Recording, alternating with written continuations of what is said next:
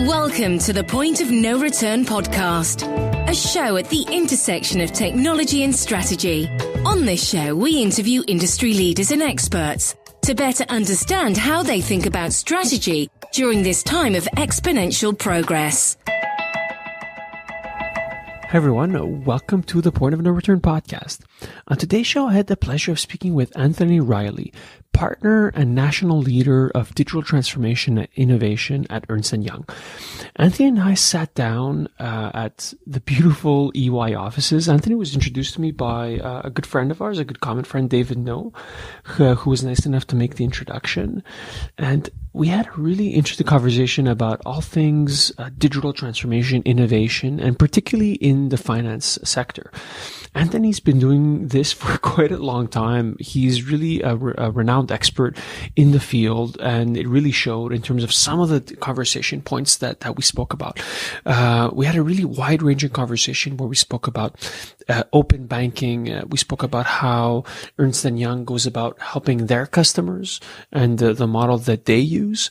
We spoke about things like blockchain and some interesting innovations in the world of insurtech. So we covered quite a bit of ground, and it was very interesting chat about how he sees the industry, where he sees it moving, and some of the ways that he's working with his customers to bring value. I'd been looking for this conversation for a while, and Anthony did not disappoint. I hope that you enjoy the chat. Anthony, thanks for being on the show. Thank you. Good morning. Really happy that you took the time to meet in your beautiful offices. Actually, it's the first time I visit EY's office, and I have to say it's pretty stunning. So thank you. Thanks for taking the time today. Yeah, we're pretty excited about it. We moved into this office last July, and it's one of our flagship offices in Canada where we completely reconfigured it to make it a lot more enjoyable for our folks, create a lot of collaboration, and we're pretty proud of it. So, yeah, I was gonna say, just the view from the reception of like the Montreal skyline is pretty remarkable. Yeah, thank you. I guess the first question, I think obviously you've had a long career in consulting, and I want to dive into your leadership position in EY. But first, I want to take a step back and talk about how you got into consulting. Was it something you always wanted to do at an early age, or did you kind of like just stumble on it haphazardly? Yeah, I kind of stumbled on it. Actually, growing up, I wanted to be a dentist, so very different. But I ended up in business school. I actually went to l'Université du Québec à Montréal, where I studied finance and accounting, and did my CA, my chartered accountant designation at the time. And I started with a firm called Arthur Andersen in audit, and very quickly, infamous firm. Yeah, for sure, exactly. And very quickly, I wanted to jump onto the consulting kind of space, right? Really helping clients and advise them in terms of the many things that they were going through. So transferred over to Andersen Consulting, who became Accenture. I spent 23 years in total at that firm, in very different leadership roles, and then spent time in Canada, spent time in New York a lot, as well as internationally. And then last August, decided to join EY here in Canada. That's great. Yeah, and I like how you just like quickly breezed over a bunch of accomplishments. What do you think drove you to be interested in consulting? Was it just this nascent curiosity about how companies function and helping them at a higher level? Just curious as to what is part of your personality that led you to this career. A lot of it that also, the thirst to learn. I felt that in consulting, you're faced with a number of different challenges, a number of different situations, and a number of different clients. And it was a field for me that would allow me to learn a lot at pace and at very, very fast, and apply those learnings in different types of environments. So that's kind of what really, really drove me towards that. And actually, it was real. It was exactly the kind of environment that allows you to kind of capture that. And, it's been a great career from that perspective. Is it still what drives you today? Is it the learning aspect? It is. I guess kind of like learning on steroids, I imagine. It is. And it's a little bit of, the characteristics why I moved around. First with Accenture, I had multiple different roles over the years. And roles that were very different from each other. So it wasn't a career built on a very specific area of expertise and whatnot, right? I started in finance transformation. I moved into, BPO or business process outsourcing. 2005, my career took an interesting role. The firm at the time wanted to get into new practice areas. So we launched a practice called New Businesses, where, I was responsible for strategy, which meant basically ideation around what types of new practice areas should Accenture get into. And then launching those businesses, so almost like an internal venturing arm. Oh, wow. Again, a very different role. Then I moved into a COO role of a financial services practice to then lead Accenture Digital as it was launching up till the time that I was, decided to move on. So all of these roles were very different. And I guess it was all back to, my interest of learning, continuously learning and continuously applying new areas of expertise, to clients, to situations. So. Yeah. What do you think you attribute that learning aspect to in your personality? Was it something that you always just naturally curious and had questions about, the why of things, or is it maybe something specific happened in a certain point in your life that you give it credit to? Yeah. No, I don't know if I would point it to a very specific event in my life or whatnot, but I guess I was always a curious kid growing up, wanting to learn how the world functions. And then, I applied that, I guess, through my education and my career. So it kind of kept on, kept it with me. What's changed the most in the work that you do? Because obviously I imagine larger responsibility, larger customers, bigger zones of authority. But beyond that, is there anything else that's fundamentally changed the nature of your work? Yeah, I think in overall, when you look at what's happening right now in the business world, a lot of it is undefined, right? Where maybe earlier in my career, back in the 90s, maybe even early 2000s, before the internet, boom, although things were changing, they weren't changing as fast, right? And I think over the last 10 years or so, the world is changing extremely fast, and your ability to adapt, your ability to learn, and your ability to function in a very versatile way, in a very unstructured environment, I think it's what I've seen most change, right, over the last several years. And it takes that level of being comfortable with the unknown and being able to be versatile in different challenging environment that I think is required in consulting in general, but also overall in the business world. Yeah, that's a very good point. I'm going to come back to this fast-moving world and unknown environment because it's something I think a lot about and I write about. So you have a very successful career at Accenture. You're leading a big practice. So why leave? Why change position after 23 years? Yeah, I think I wasn't even looking for a change. I think what happened is in this very evolving, fast changing world, a lot of organizations were looking to either get into or expand their what we're calling digital transformation practices, primarily in the consulting world. And things led to one thing led to another, and I found an opportunity to join a great organization with EY here in Canada, an organization that's really built on entrepreneurial spirit, and one that was really focused on really growing what we already had as a foundation around the practice that I'm leading to the next level. And I think those two things, in terms of what I was looking for my next career move and what the firm was looking in terms of leadership, was a really, really good fit. Yeah. The firm had invested significantly over the last several years on different types of solutions and capabilities when it comes to innovation, when it comes to digital transformation, what we call the transformative age, which is really where we believe every single organization, private or public, is going through that massive change. And I wanted to be part of that. And I think, I've been here now for 7 months, and I've tremendously enjoyed my journey so far. Yeah, it sounds like a very good intersection of your past career, your skill set, and then what EY kind of preaches in terms of entrepreneurial spirit and transformation. Absolutely. Maybe you could describe a bit more your current responsibilities, really, because you have you're in terms of your title of digital transformation and innovation, that can encompass a lot. So curious as to how you define it. So my role is to lead our Canadian practice when it comes to digital transformation and innovation across all industries. And the way we define digital really is under 3 dimensions. All organizations are going through a very significant shift in terms of how they interact with their customers and how they go to market through different types of channels, either digital channels or more traditional channels.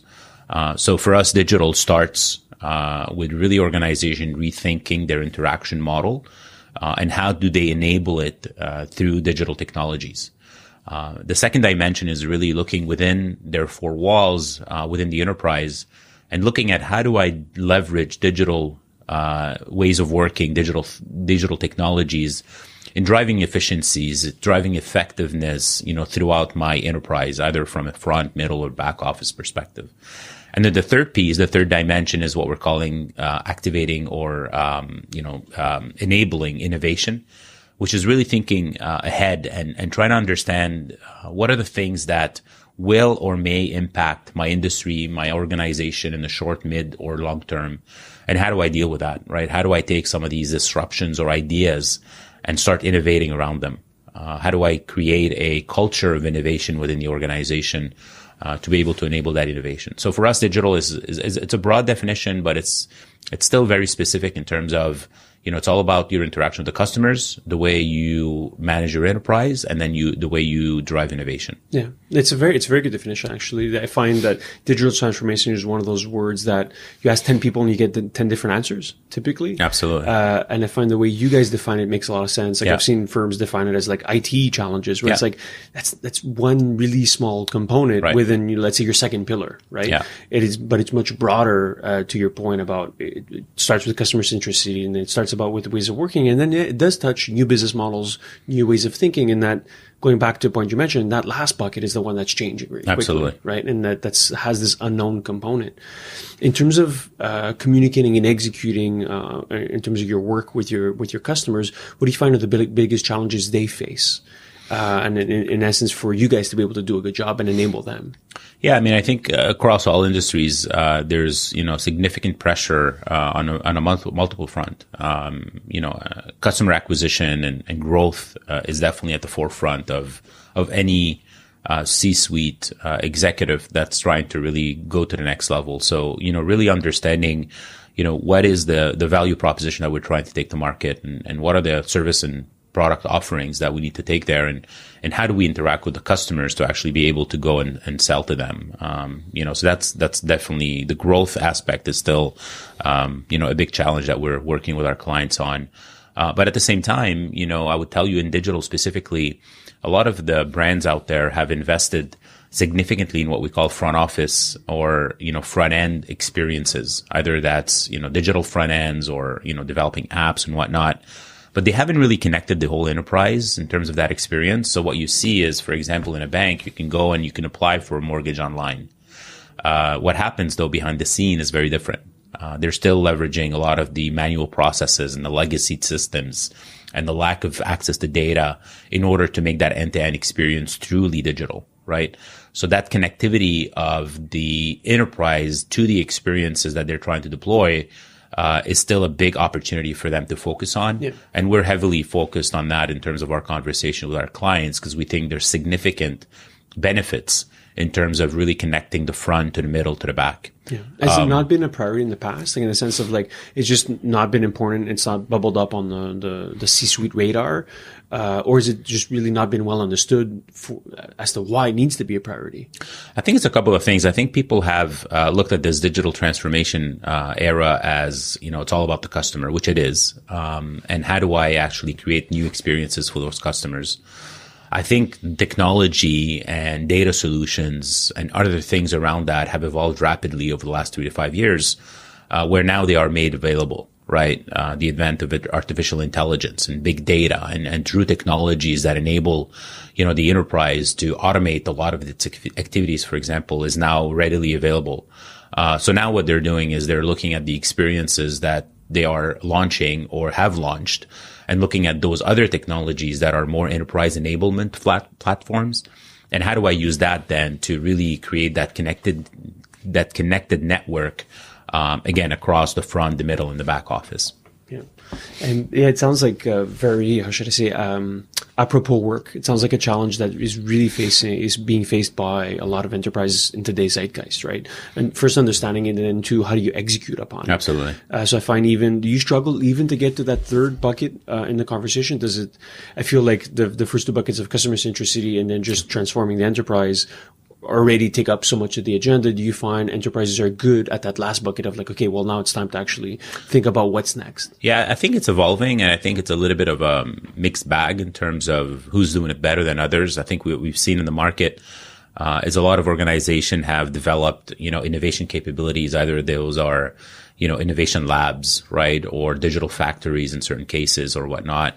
And, the jury's still out there in terms of what's the real return on that investment. A lot of folks have, toyed around, I would say, with some use cases or some prototypes, but the majority haven't yet been able to actually take those innovation ideas and scale them into their business, integrate them back into the business to really drive value, right? And I think that's where people are struggling with right now, where I think we're very well positioned to help them try to figure that out, right? So we're involved with a number of clients and helping them take innovation to the next level.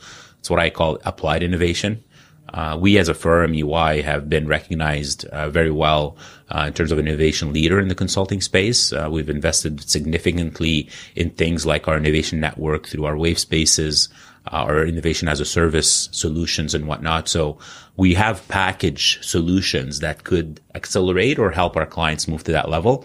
But it's definitely an area where we think there's a tremendous opportunity across all industries to do a better job at. Yeah, that's really interesting. I feel like that could be a podcast just by itself, just unpacking that whole aspect. And maybe just to dig in a little bit, because you did pique my curiosity. How would you define, like, let's say, that service offering simplistically? So a customer approaches you, it says, hey, we're looking about, let's say, a big bank. We want to approach innovation differently. We need EY's help. How would you go about it? Would you like sit down and figure out the current state? Would you take them, let's say, on a mapping exercise? Right. Just curious. Yeah. I mean, there's different level of innovation that an organization would need to address, right? There's number one, the whole space around how do I track and gather, the signals of change that are coming in from the outside, right? Those disruptions that are either coming in the short term or the long term. And that's a whole capability by itself, right? So we do work with clients to helping them actually stand up that type of capability. And you may think about it more as research, right? And it is.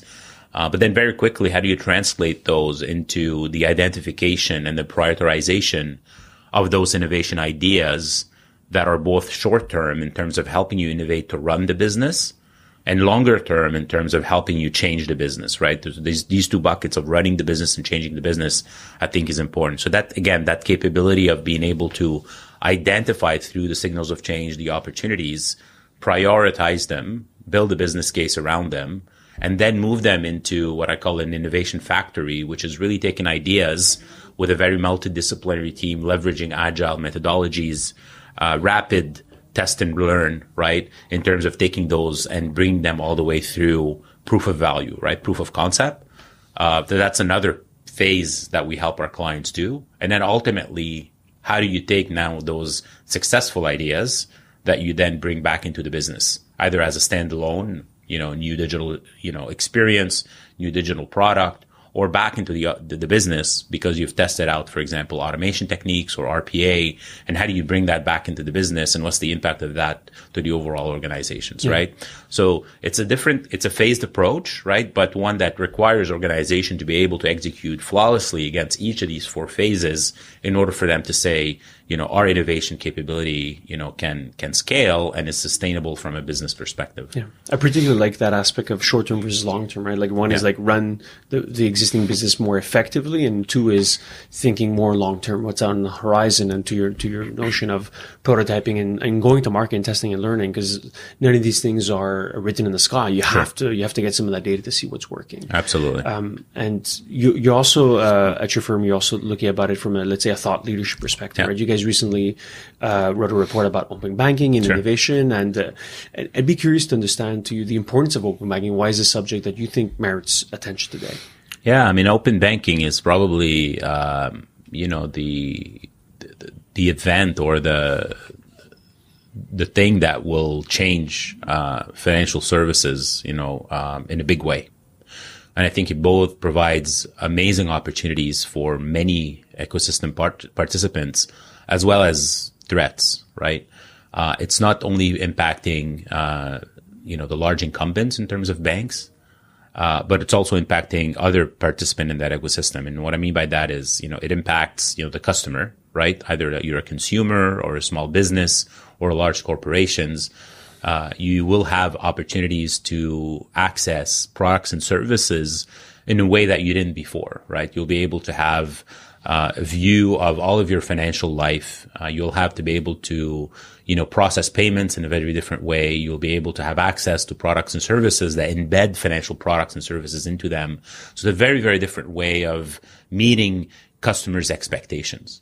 However, right, there are risks with that. People, will need to be able to adopt those solutions and trust them, right? So that whole area of trust, that whole area of data privacy and your ability to actually opt in into those services and provide your consent in terms of leveraging your personal data to be able to access those products and services is a big aspect to it, right? So that's one area. The other area is around financial institutions being able to open up their environments, either that's from a technology perspective, a data perspective and whatnot, to allow other ecosystem participants to leverage that data in bringing new products and services to the forefront. That provides also a great opportunity for financial institutions to play a central role in that ecosystem, either through a platform that they can basically bring together or participate in that ecosystem around the specific experience, right? But that requires a lot of heavy lifting from an organization perspective, from a regulatory perspective, a compliance perspective, a strategy standpoint. How do I deal with my customers? And very heavy lift from a data architecture as well as a technology architecture perspective, right? Another ecosystem participant in this is obviously the innovators, right? The fintechs that have a tremendous opportunity in being able to access that open banking platform or that data in order to create the products and services that they're basically building their business around, right?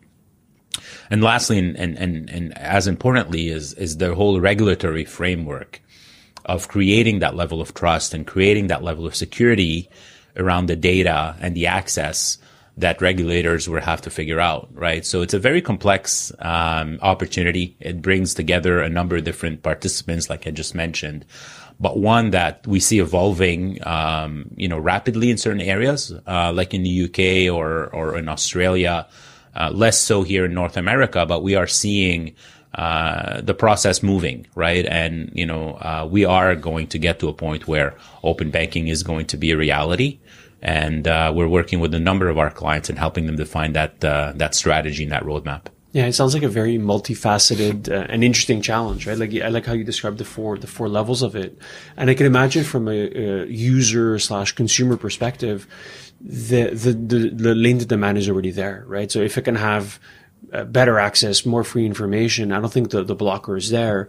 Of the other elements, I'm guessing particularly more at the banking and or regulatory level, what do you think is the reason that Canada is a bit more behind? Because that was one of the key conclusions of the report, is that we're lagging other markets like the UK.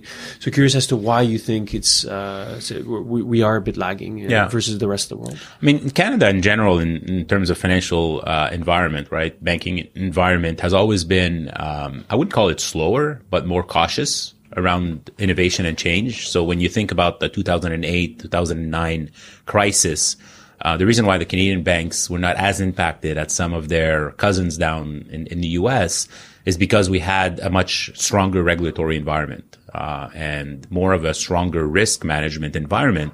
So we didn't have all the defaults that happened in the US, for example. At the same time, that allowed our banking industry to go across that downturn in a more positive way. But also it doesn't drive us towards innovation, right? Because there is a level of risk that comes with innovation. Although it needs to be managed, it still increases a little bit of the risk. And that's the kind of, characteristic or dynamic that happens in the Canadian market. So when things like open banking, comes to the forefront, it's not surprising to us, to see the Canadian, landscape being a little bit behind of the others. However, there is a process that has been started. There's a consultation process that's going to lead towards something around open banking. The jury is still out in terms of, is it going to be a regulatory driven, process like in the UK, or is it going to be more of a competitive driven process like we're seeing in the other countries? We'll get to that probably in the short term, but that's probably the reasons why in Canada we're a little bit behind that. But there's good reasons for that. Yeah. If you had to approach it yourself, how would you enable it? Like, if you had like magical control over the levers, would it be forcing the banks from a regulatory perspective, or giving them the tools to compete, like you said, and let the market decide? Yeah, I think I wouldn't necessarily drive it from a regulatory purely perspective. I think there's a mix of doing that with in partnership, with the bank. But I think the way the way it looks like it's evolving, it's really looking at all of the ecosystem partners that we talked about earlier, and looking at the participation of all of those ecosystem partners in that process.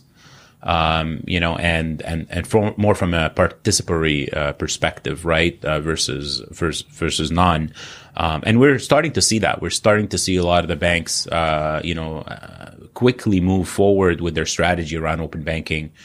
They're involving multi stakeholders in that process, either partnering with fintechs to try to figure out what the best model is, or with consumers and so on and so forth. Right. So, again, the jury's still out there in terms of how it's going to evolve exactly in Canada, but, I'm pretty confident that, it will evolve to a good place where, opportunities will be, tremendous for all the participants. The report also mentioned innovation, right? So it's one of those key results was like that Canada's also slightly behind, and I like how you position it. It's like the financial ecosystem that we have in Canada is both a curse and a blessing, right? It's like It protects us, but at the same time, it could be, like you said, a little bit more cautious when it comes to new technologies and new innovations.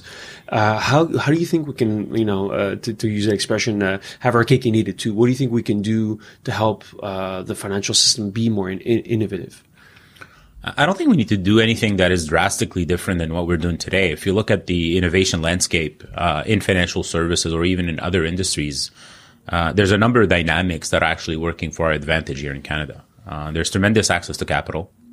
There's a tremendous level of talent that is coming out of our universities that are very focused on innovation, either around, artificial intelligence or technology or engineering. And that continues to generate a significant level of ideation and new ideas that are coming to market. Also, we have a regulatory environment that actually supports that, right? I think there's a number of different programs that are helping innovation in all of the provinces and most of the big cities. And then you've got the corporate level, right? Either that's banks, organization, healthcare companies, consulting companies like EY that are heavily involved in that ecosystem that are also helping either bring structure to the innovation because it has to be structured in a certain way to get to the value, or spurring innovation in terms of really bringing new ideas to market and whatnot. So, I think Canada is definitely one of the countries where we see significant level of innovations happening. We're very proud of that, given our size, right, in terms of population. But we're competing with, most of the big hubs around innovations in the world, either here in the Americas or in Asia or in Europe. Yeah, I definitely agree with that. I feel like the market in Canada, we're definitely punching above our weight in terms of, like you mentioned, size. We are. What do you think are the technologies, be it Canadian or other, that you're most excited about, the ones that you're spending more time reading and learning about today? I mean, I think there are a number that are there, and some of them are more kind of will reach critical mass in the short term. Others will reach probably critical mass in the longer term, right? I mean, I think if you look at some of the use cases that are being developed and have been developed around artificial intelligence, that's very exciting to me, right? I mean, we're solving business problems and getting to opportunities in a very different way today. Either that's figuring out how, we can solve some big healthcare issues, or facilitating access to information for most of the people out there, through those type of technologies. I think it's extremely exciting. So the whole area around artificial intelligence is important. And we're seeing significant investment, right? And great ideas coming out of our Canadian ecosystem, right? With artificial intelligence organizations that are being put together. So I think that's a great area. The whole area of blockchain is interesting. I think it brings significant value through the supply chain of many industries, but it's still, TBD in terms of when we're going to reach an inflection point or, create a lot of adoption around that. I think it's coming. It's probably more like a 3 to 5 year out there. But we are involved at EY in developing a number of these use cases in multiple industries where we can bring more visibility, more security, more authentication of the kind of product or service that's flowing through a particular supply chain through distributed ledger. So I think that's an important one. Virtual reality or augmented reality is amazing. I think we're starting to see a number of use cases in the retail space or in other industries where we're bringing experiences to consumers and businesses in a very different way. You will no longer need to go and try something at a retail shop. You can actually experience that through virtual or augmented reality in a very different way, right? And in a very personalized way. So that technology is also very exciting to be done. So there's a number of different technologies, and I can go on and on. Obviously, I love this space, but it's a really exciting time to be in the market. And I mentioned this, I was in doing research for today, I noticed that you guys are doing also work in InsurTech specifically. So curious to see, is that a particular focus, or is it part of, like you said, you're touching so many industries, it just happens to be one of them in particular? Because I find that could be one that's interesting and ripe for, I don't want to use the word disruption, but ripe for, let's say, innovation, be it with blockchain or other technologies. Yeah, so that's definitely an area of focus for us, where we're putting a lot of investment behind it and a lot of focus. InsurTech is one area. You've got fintechs, you've got wealth tech, and I'm just talking about the financial services one. You have health tech in terms of healthcare, and what those are really is